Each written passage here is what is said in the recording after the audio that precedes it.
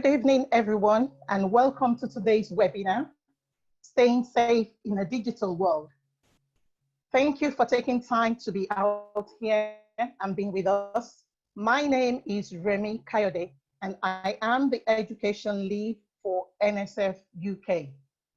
Tonight, I am one of your two moderators, the other person being Shola George, who is the Head of Communications for NSF. NSF UK is a forum for UK-based alumni associations with the mission of connecting people, promoting awareness, and developing communities.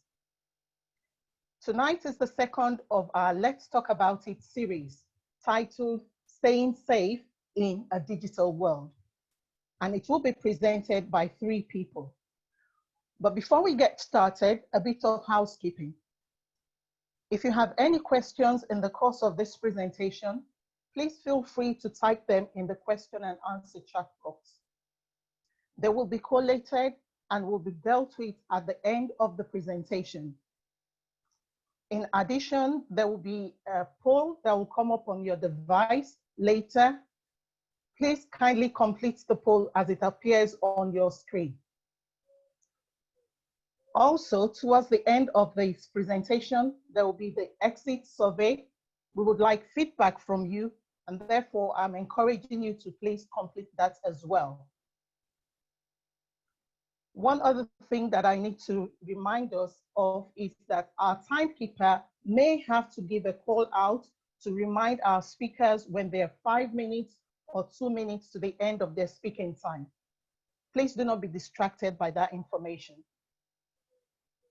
This session is also being live streamed as we speak, and it's being recorded, so it will be available on our website in the next few days.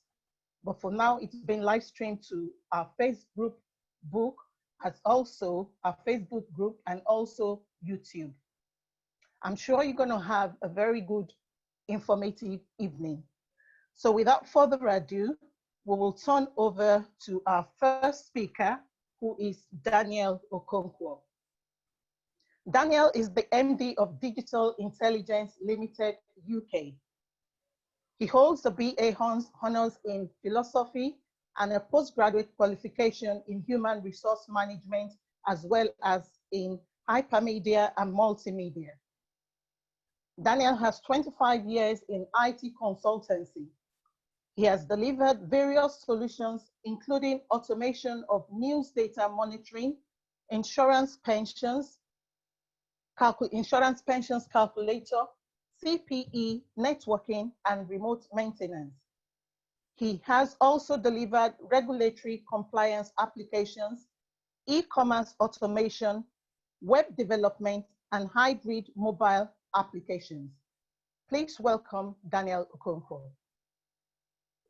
Thank you, Remy. That was a kind introduction. Good evening, everyone. Our topic today is staying safe in a digital world, being alert to the pitfalls, the challenges, and opportunities available in cyberspace. We find that, especially now, we have, during COVID-19, a lot of people going online and doing all sorts of things that they wish to do that they would normally have done in their physical lives, doing it online. And therefore, a lot are now online and have become available for criminals to try and take advantage of them in the digital space. There are various things around staying safe in the digital world. We should try and look at them closely before we start the presentation so that you can follow exactly what we're doing. So threats and opportunities, we have online fraud, we have unwitting erosion of your privacy, the risk of long-term exploitation, and an opportunity there is that you can participate in digital financial inclusion. How do these threats affect you? And I guess opportunities, they affect your money, they affect your rights, they affect your efficiency, your peace of mind, and in general, your safety. We'll go deeper into all of these issues. Finally, how can you mitigate these threats, and how do you explore the opportunities? Well, what we'll be advising you is to secure your online activity. We will tell you ways of doing that. Secure your passwords. We'll also tell you ways of doing that. Update your software, really very important, because when you have unupdated devices, what then happens is that hackers can exploit those long past pieces of software that you haven't updated. You should seek to encrypt your data. Usually most of your phones would normally do that for you, but you can also do it on your laptop. Learn about technology, and then obviously think before you click. Next slide, please.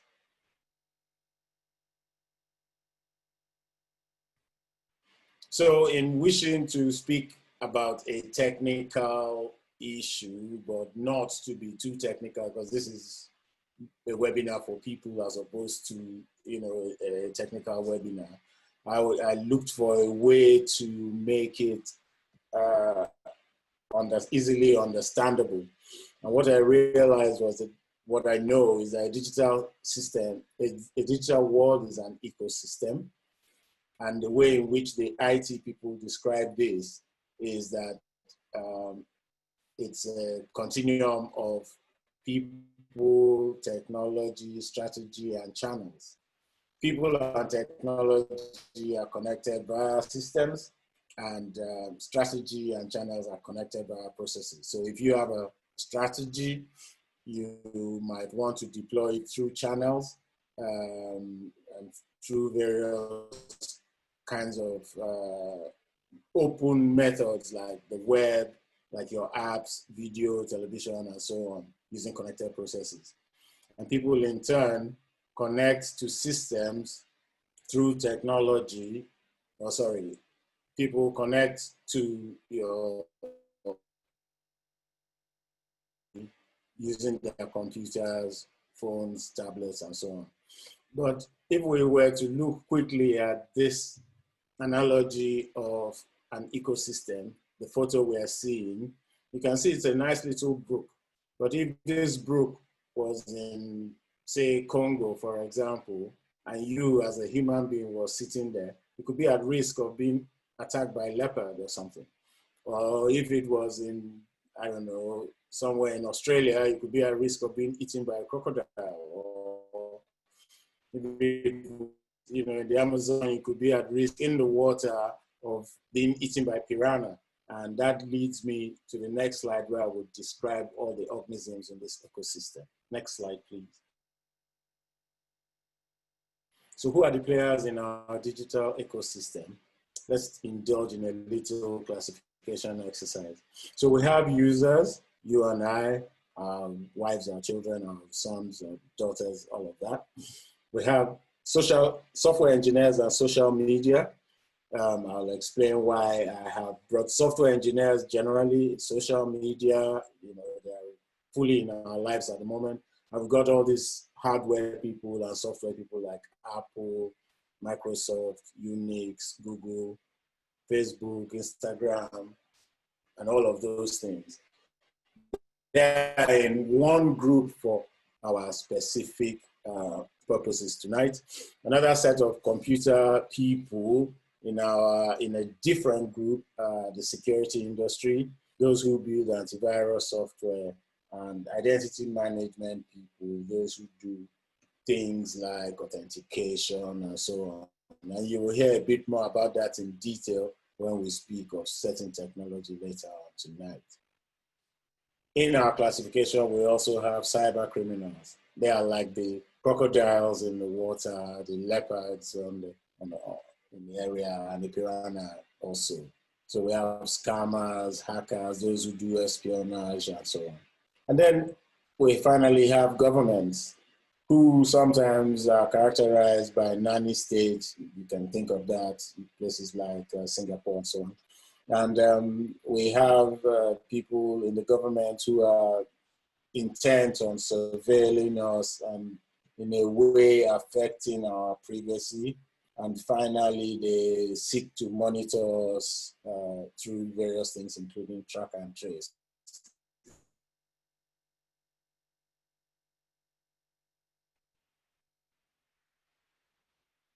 Next slide, please.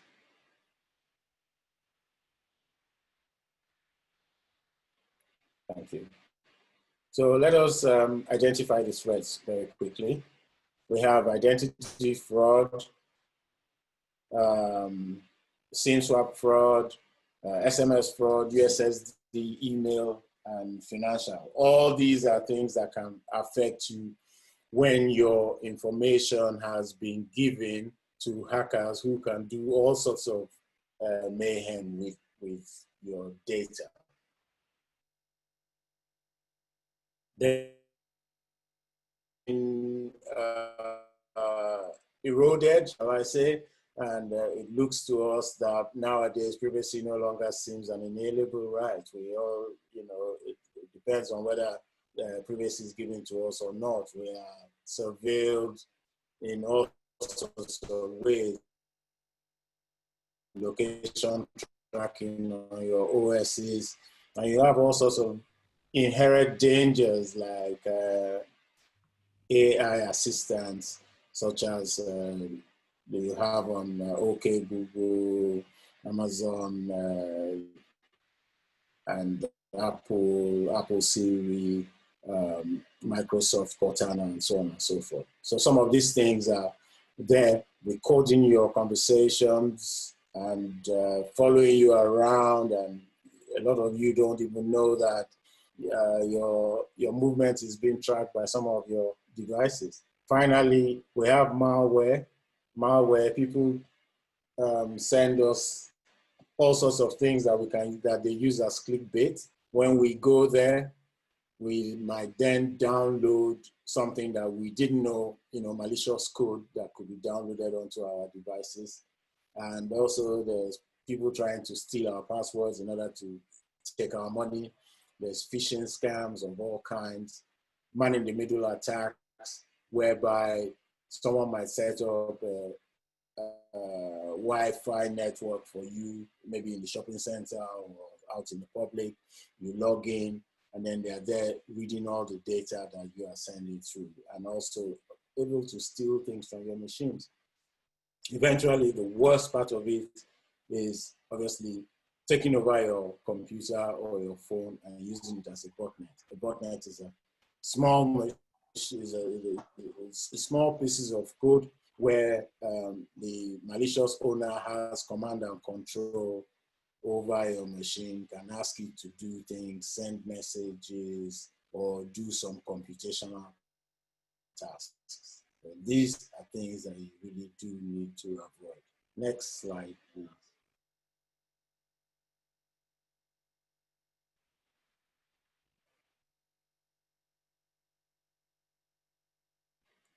So there seems to be some internet latency in the slides changing. But why are we talking about all these threats? Because these malicious actors tend to use our money to do all sorts of things. When they steal our email accounts, for example, they can sell them between 75 pence and 15 pounds. When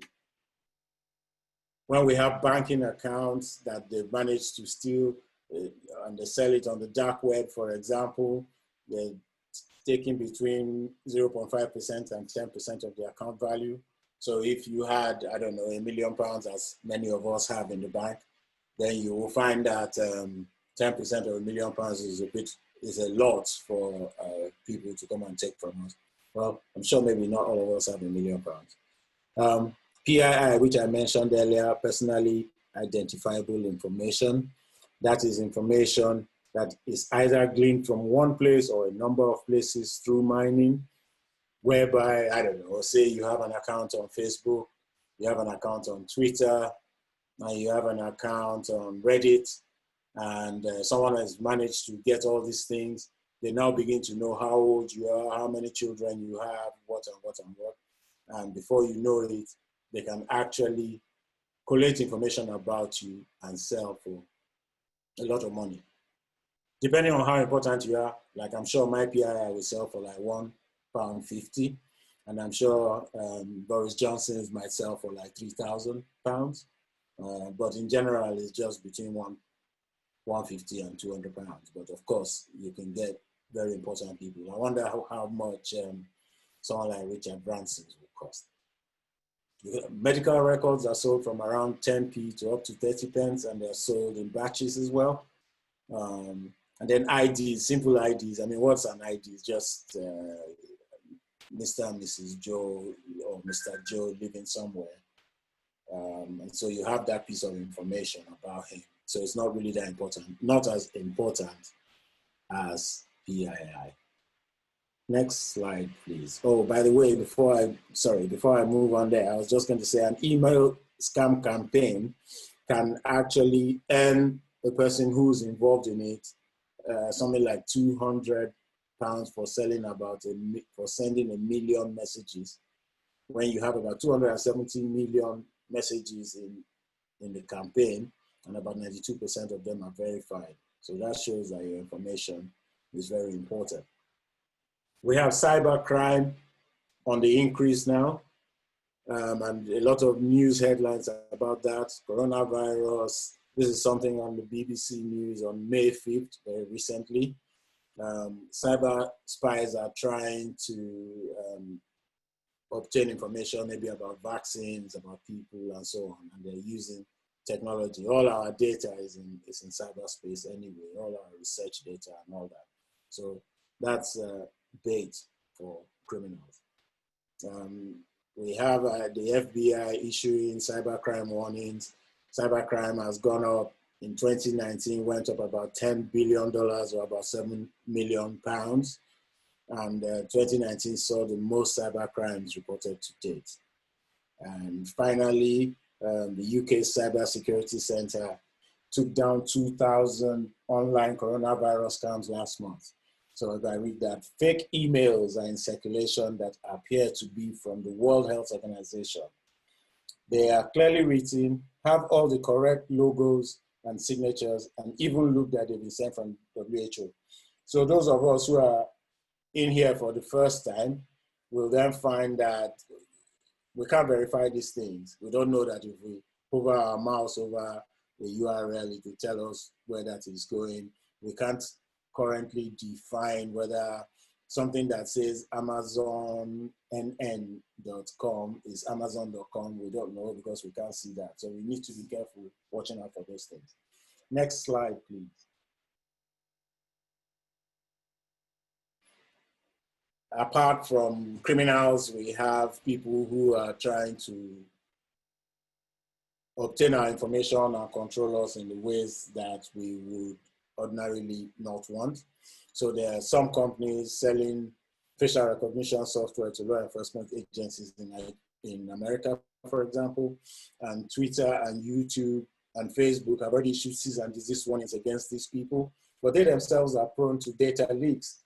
So even if the data is not going to these people, the law enforcement agents, criminals can still steal that data from Twitter and YouTube and Facebook and so on. And a small example in our dear Nigeria, SIM registration data is mined to determine financial vulnerability during COVID-19. So Nigerian government said that they were going to, I don't know if they actually did eventually, this was reported on the 24th of April this year, that they were going to mine our biometric GSM data. 2 minutes. And they were saying that they found that a lot of people don't have a lot of money, they don't credit their phones a lot, so those are the sort of people they are looking for, that they want to send palliatives to. I don't know if that's really true, but the point here is to put at the back of your mind that not everything that is being said is for your benefit, really is for your benefit. Finally, cybersecurity, protect yourself from hackers, spies, and government. That headline says it all. So the next slide shows us one of the implementations of erosion of privacy. It's a 45-second slide.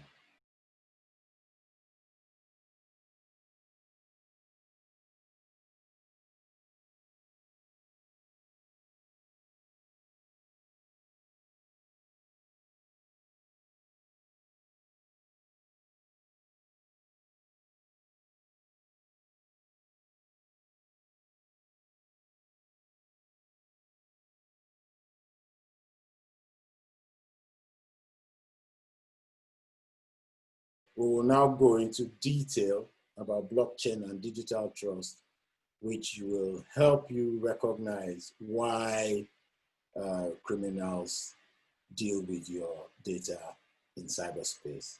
Thank you. I'm now going to introduce the next speaker, who is Nathan Vandy. Nathan Vandy is at the forefront of the blockchain and decentralization space. His master's degree thesis from Maastricht University, Netherlands, was on data protection issues in permission blockchains. He has since led multiple workshops and events on the development of blockchain technology and how the law will shape its development. He is currently the legal and compliance manager at Blockchain Helix, where he combines his passion for law and technology. Please welcome Nathan Vandy. Good evening, everyone. Thank you so much, Romy, for that wonderful introduction. So today, as it's been described before, we're learning about how to stay safe online in our digital world. And to that extent, a lot of things have changed, especially in the law.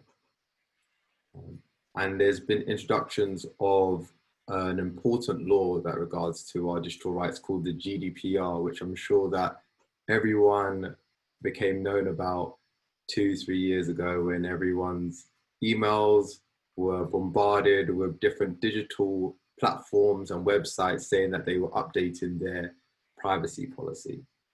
And I'm going to be talking about some of the rights that come with GDPR, and also an important technology that has been developing over the past couple of years called blockchain technology, and how blockchain technology can help enforce the new legal rights that we are given through the GDPR, such as the right to information, so the right to talk to any digital company and ask what data they have of you, the right to deletion.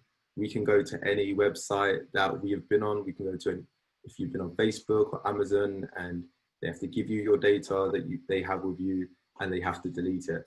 And this is something that I'm going to be going into more detail on in my slide. And yes, so please, next slide. So first, we're going to be talking about blockchain. So a lot of people would have heard about Bitcoin, which was a digital asset which became very, very popular about 2 years ago, when it reached prices of $20,000 per Bitcoin. And this is when I also got involved into blockchain as well, and because I was interested in what Bitcoin was. And I realized that Bitcoin was based on the blockchain technology, and I'm going to explain why blockchain technology is different from other technologies. Blockchain is a decentralized ledger technology. It's a decentralized database.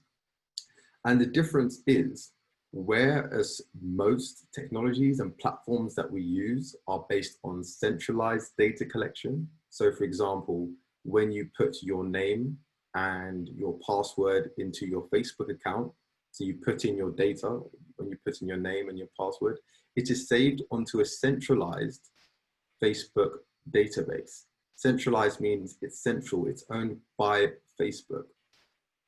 However, the difference between Facebook and a blockchain-based technology is, with blockchain technology, it is decentralized, which means that it's not centrally owned by one person, but it is owned by many people. Many people have the database saved on their computers, and they connect through the internet in order to run the technology. Now, when most people hear me explaining the decentralization of blockchain and how loads of people around the world, thousands of people, would have the database on their computer and have access to this technology, they are quite taken aback, and they say, how am I supposed to protect my data if everyone has it? And that's where cryptography and encryption comes into play.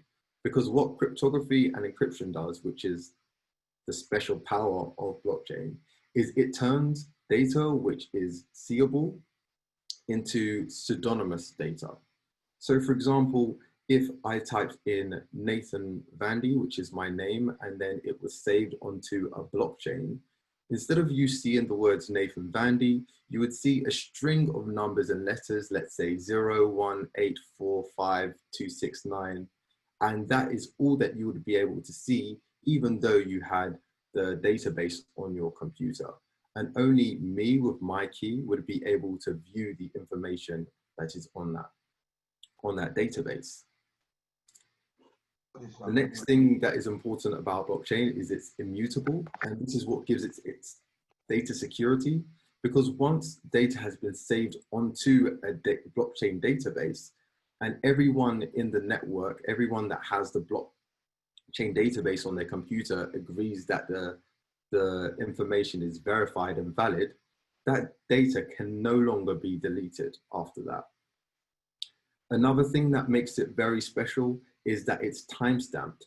So every time a data or transaction happens on these databases, it is timestamped so everyone can know when it happened.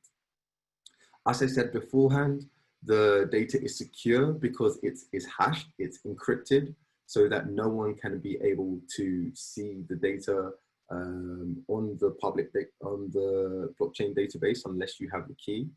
And as I said at the beginning, it's decentralized. This is what makes it a very special technology, which a lot of companies are starting to utilize in different ways.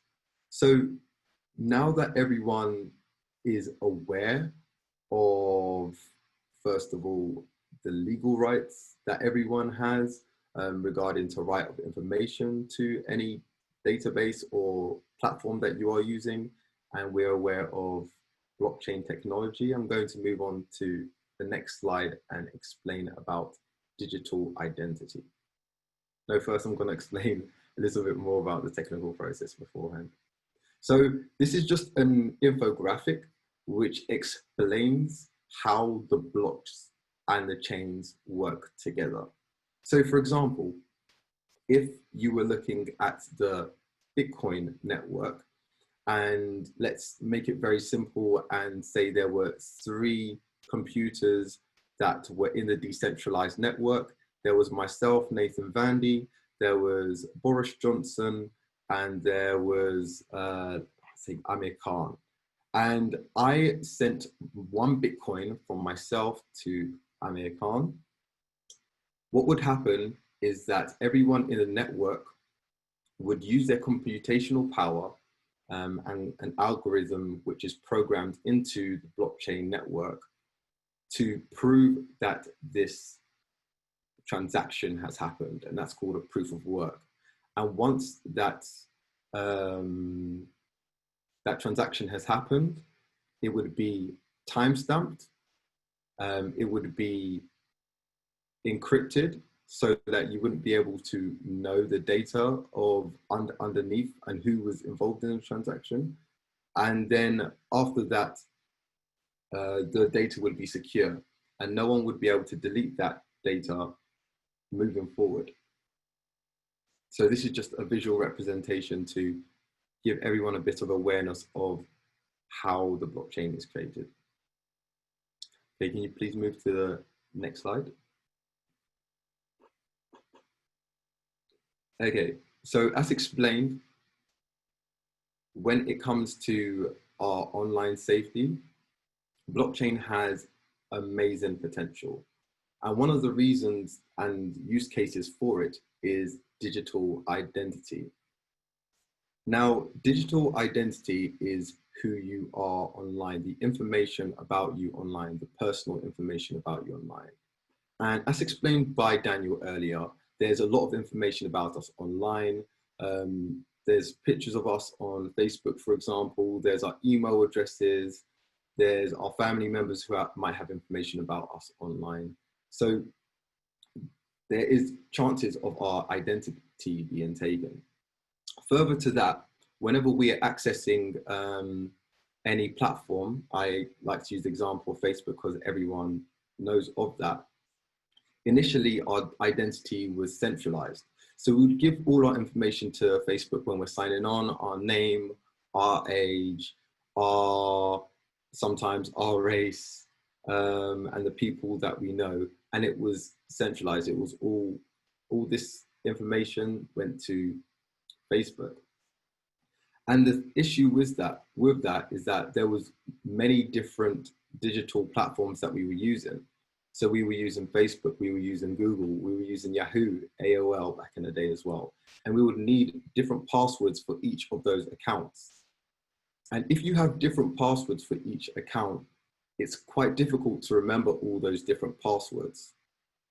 So what people were doing is they were using the same password for many different digital platforms that they were using, sometimes even their bank account. And this meant that in the centralized system, when someone's account was hacked into, say their Facebook account was hacked into, there was a high chance that the password that they used for their Facebook was either similar to their Facebook password, where they would add an extra 1 or 2 at the end of it, or it was the same. And that meant that a lot of people's accounts were able to be hacked. So what we saw is a system that went from centralized to federated, where companies tried to make it easier for people to be able to access their accounts without having new passwords for each of their different accounts that they had. And that's where you have right now Facebook signing, and that's when you have a Google sign-in, where you are able to use your Facebook or Google account to access different accounts such as Airbnb, which means that you have to remember less passwords.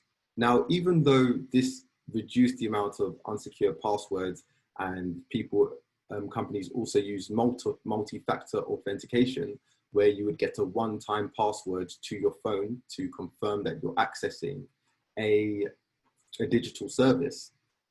There were still issues with that because there was mass data collection to these centralized databases where, if hacked, they would have hundreds and thousands of users' data all collected, and it would be very insecure.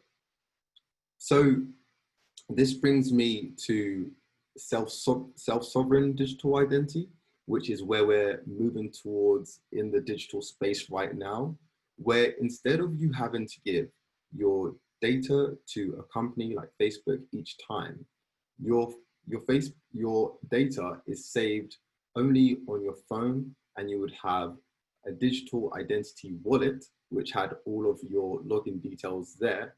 And it was only through this app that you would be able to access different services, and they wouldn't need to take any of your data in the same way.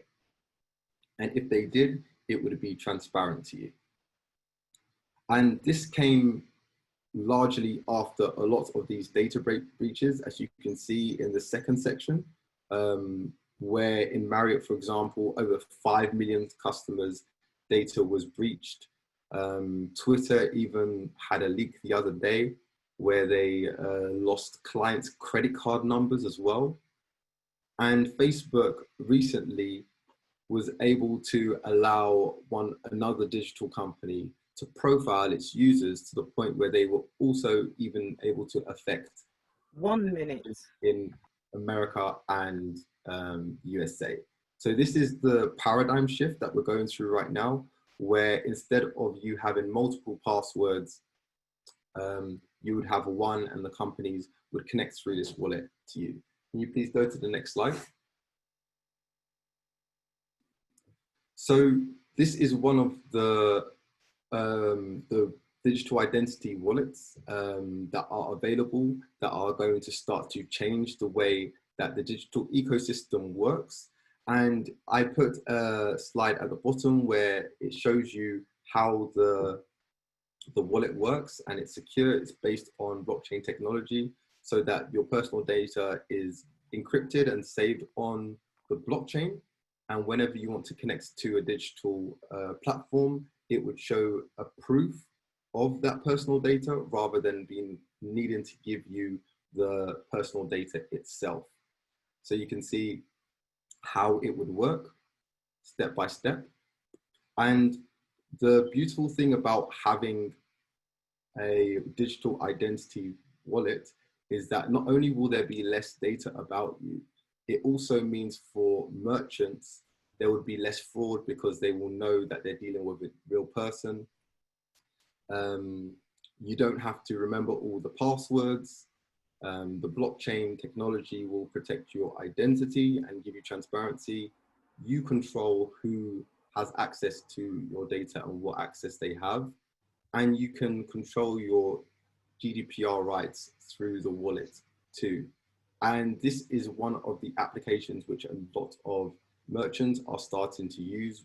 We're already working with a few companies in the space, and it's one that you should be aware of moving forward. It's not just a password manager, it always also helps secure your digital identity online and results in less digital risk for you online too. I hope everyone's been educated a little bit on what the GDPR is, blockchain technology is, and I thank you for your time. I'm going to pass on to the presenter now, who will introduce BAYO. Thank you, Nathan. Thank you, Nathan. And I'm sure that we've had so far an educative and informative evening. I'm now going to introduce our last speaker for tonight, and that's in the person of BAYO ADENIJI. BAYO is co-founder and chairman of Cowrie Integrated Systems Limited, which is a part of the Fintech group. CIS is focused on cross-border payments based on Stellar blockchain platform. BAYO has worked as an investment banker in Nigeria, covering corporate finance, private equity, and infrastructure finance. He was also a senior technical assistant to the Minister of Finance in Nigeria. He subsequently became a manager in corporate finance and restructuring. Can you please welcome BAYO as he takes the stand? Thank you. Thank you. Next slide, please.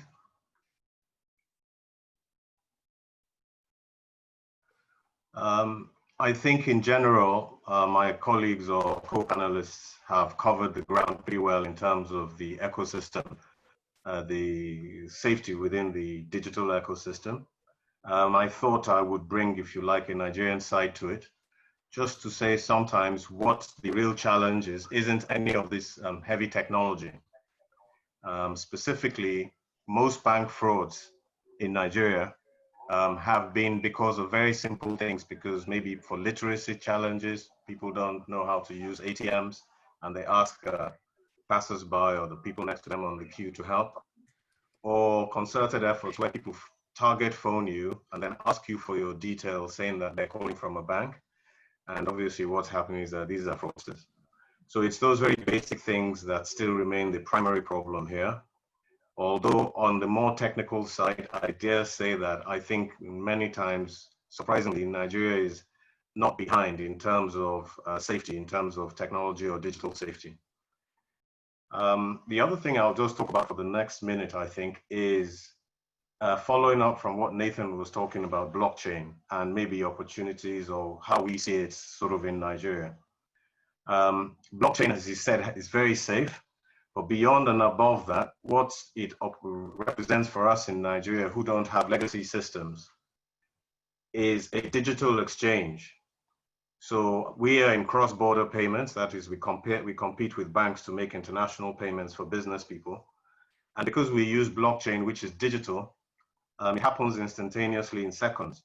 Meanwhile, a bank, you have to send SWIFT, and SWIFT was invented in 1972. So 1 minute. Thank you. So we have our own challenges, the most surprising of which is generally, as I said, very basic literacy or cognizance issues about what you should just do to protect yourself. And we're very keen on social media. Those are vulnerabilities. But we are increasingly technically or digitally savvy. And there are many, many things for countries who don't have legacy systems to lead the world in. So thank you. Thank you, Bayo, for that. Before we go into the session for question and answer, we're going to get Daniel to give a roundup, really, of all the information that's been talked about here tonight. So once again, let's welcome Daniel. Thank you, Dr. Remy. Next slide, please. Shall I say last slide, please?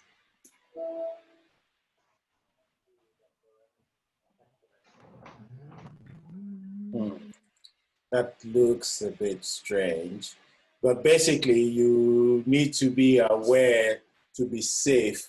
As I explained earlier, update your devices and applications. Avoid going to unsafe sites, you know, all sorts of various things happen on different sites that you cannot describe.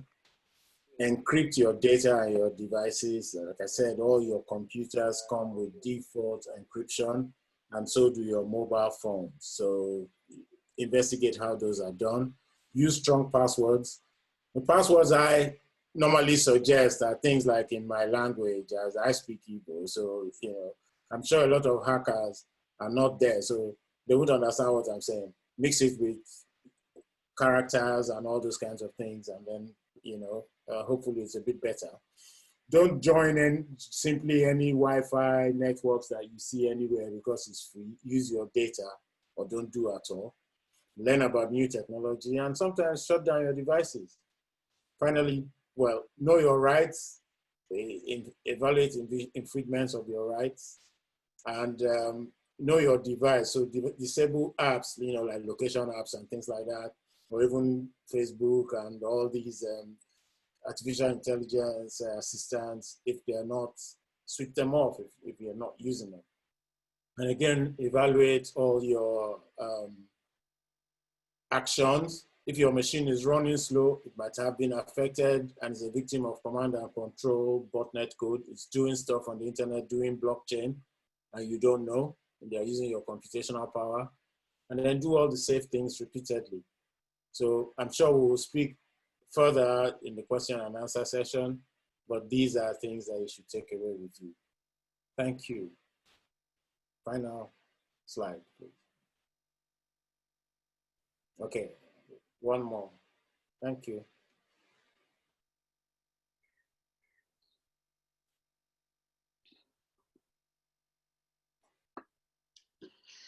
So good evening, everyone. It's Shola George here. I'm just going to usher us into the question and answer session. I hope you've had a really engaging time, you know, with Daniel, Nathan, and Bayo. I know I have, and there are loads of questions that we've got through here. If you have any more, please put them through. We'll do our best to answer as many questions as possible. So the first question that I've got here is a question, somebody who's asked, how do you guarantee confidentiality in a digital world that is increasingly falling prey to hacking?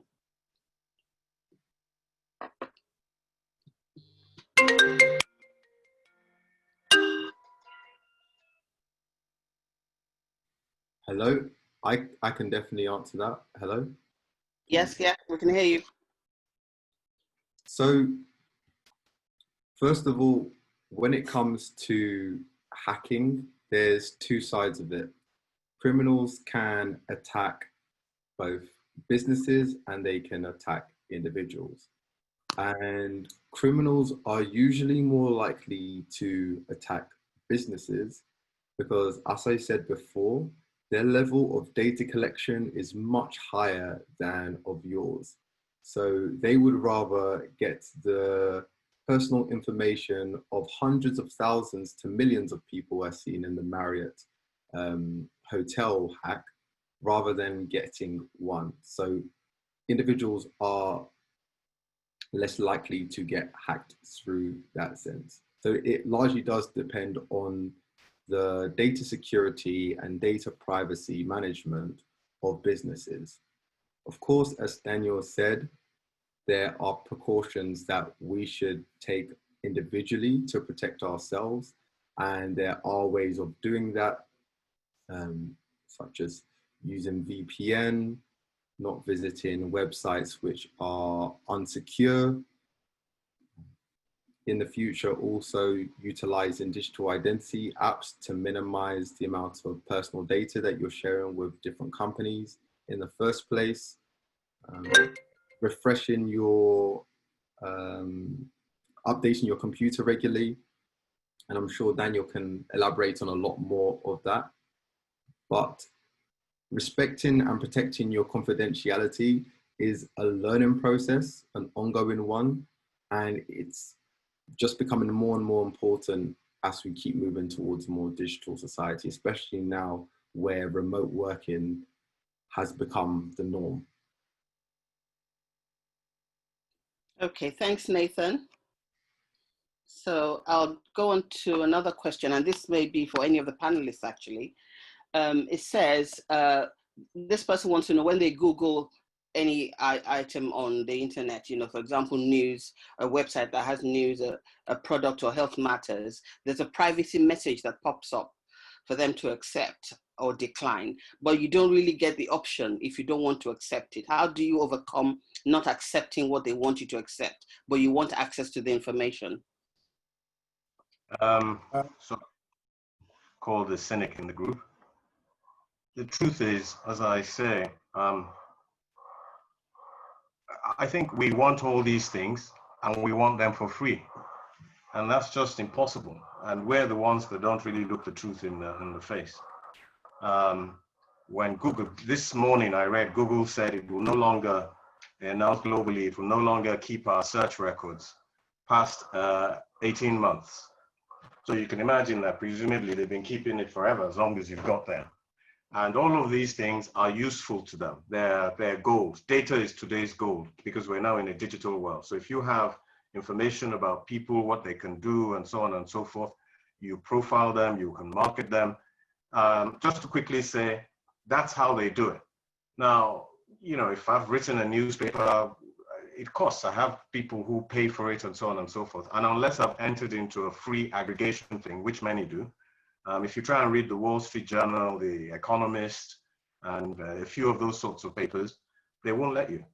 They might publish the free thing from time to time, but it's a business model. And the points about trying to find a way to cheat them, it is possible. I sometimes just type in the name of the key headline they've said in Google, and then look for other places that I can access to see whether I can get access to the same thing.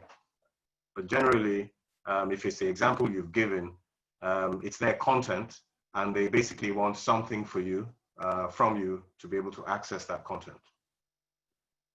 Thank you, Bayo. On the legal side to that as well, regarding the GDPR,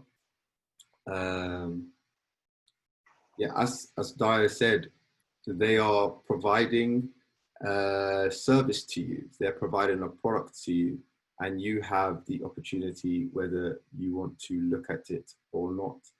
And if you're getting it for free, then you are the product. That's the tagline for the 21st century with free digital products.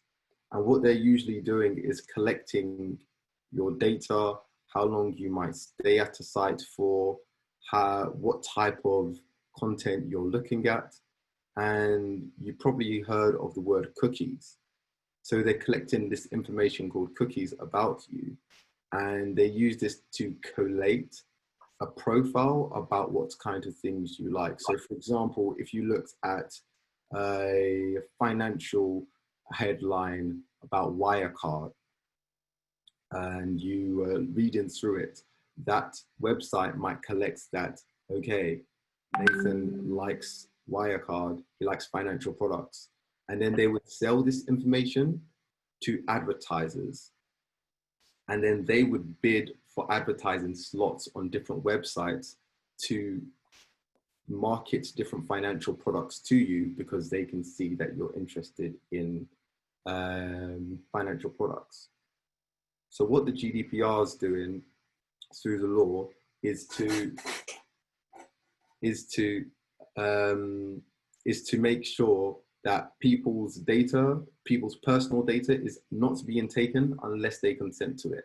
And that's where you get a lot of these websites who don't allow you to access their sites unless you agree to it, because they want to take that data. However, the regulation is changing now. So the only data that they're allowed is the necessary data to run the website. They're not allowed to take this extra personal information. And if there are websites that do, you can actually report them to your local data protection authority, and these websites will start to be investigated on, and the GDPR penalties will be placed against them. Thank you, Nathan. We've got a few more questions. I'm not sure we're able to go through all, but we'll get through as many as we can. This question is about forwarding certain posts on WhatsApp, especially those with a message sent to all your contacts. Can a potential platform for cyber fraud, as one's details, be shared into the wrong hands? Not sure I understand that question, but maybe you guys do. Yeah, there are people who can hack into WhatsApp groups, particularly. They hack into, let's say you have a school group, all of you on WhatsApp, depending on who set it up. There are things you can do to put it, when you're setting it up, that you can go to make sure that that doesn't happen. But most of us are a bit ignorant about that. So we just set up the group, and sometimes hackers do. Generally, what they do, to my own experience, is not so much, they're not skilled enough to then use it to basically go outside that ecosystem and extract your data from somewhere else. But they've got a list of who you all are, all your phone numbers, obviously, because that's what the WhatsApp thing runs off.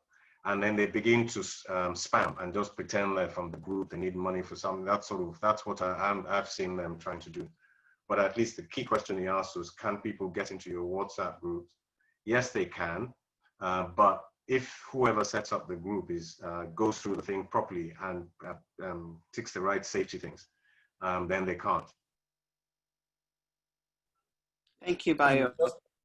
Just to add to that, if I may, although the vulnerability has been blocked now, but previously you could go into Google and type in WhatsApp : space, the name of the group chat, and you would be able to see a lot of group chats that have already been indexed. So even now you can still see some, but it's been blocked now. Okay. I think we'll take just one more question, actually. This is about Apple devices where they're all connected. And the question is it a risk if I update my apps on my new device and not on my old device?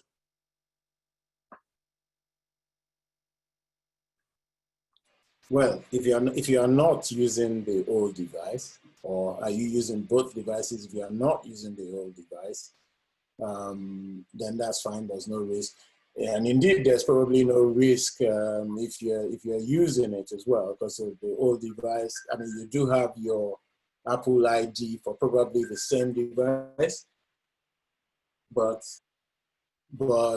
if you're using an older version on another device, then it's no problem. There's no risk at all, as far as I can tell. I wonder if my colleagues think different. No, I have to agree. I mean, part of why Apple is what it is the very tight and totally, if you like, isolated systems that they have around themselves. It's an ecosystem that is very difficult to get into. They're not, you know what I mean? They're not working off many of the basic open platforms. So the way they've got it, would be very. I've never heard of such a vulnerability. It will be fine.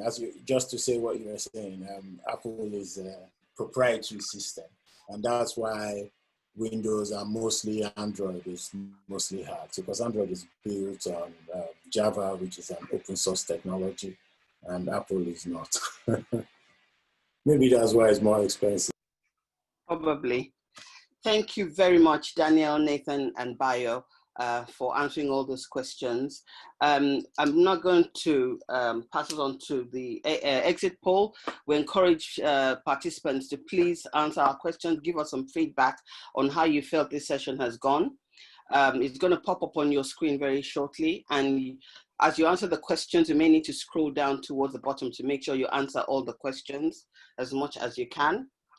And while you're doing that, I'll just remind you of the next in our Let's Talk About It series, which will be on the 30th of July, Thursday, 30th of July, last Thursday of the month as usual.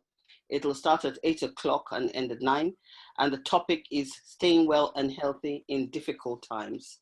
So that's Thursday, the 30th of July, 2020 at 8 o'clock, staying well and healthy in difficult times. Thanks very much for joining in this evening. I'll probably give you a few more seconds to finish the poll, and then we'll say good night.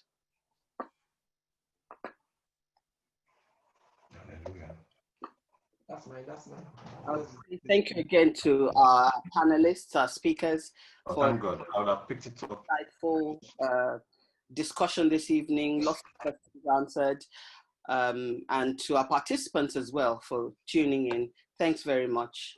Have a good evening. Good night.